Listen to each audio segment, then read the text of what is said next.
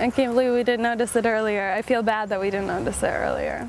Jacqueline Henderson had no idea what was outside her house for nearly 2 weeks. She lives in College Park, just a few blocks away from the University of Florida.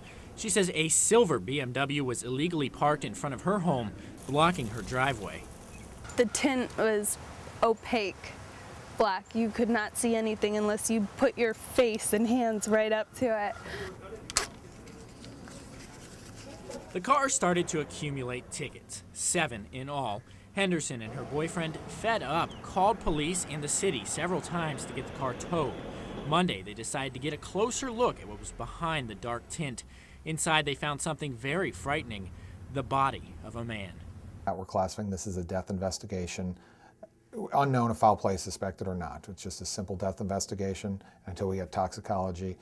The medical examiner yesterday identified the man as 42-year-old John Waldo, a construction manager for Santa Fe Healthcare. Now let me just give you a little bit of perspective of how close Jacqueline really was. Here is her living room window, and just maybe 20 steps away is the parking spot where Mr. Waldo's car sat for 2 weeks before people discovered his body was inside.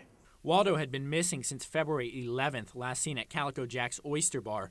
Police are still trying to figure out how he got here and why he died. Some people have criticized the city's parking enforcement for not finding the man inside, even though they wrote a week's worth of citations inches away. But city officials say they're only looking for parking violations. It's not unusual for there to be an accumulation of tickets. What will happen is a student will go out of town with another student, and then they come back a week later and their car's been ticketed a number of times. But Hawkins says now officials are working to improve communication between the police and parking enforcement. Henderson says she's still shaken up that the man went unnoticed for so long, so close to her home. Last night was the first night that we've actually been able to get some solid sleep. But she says she doesn't blame anyone for not finding the body.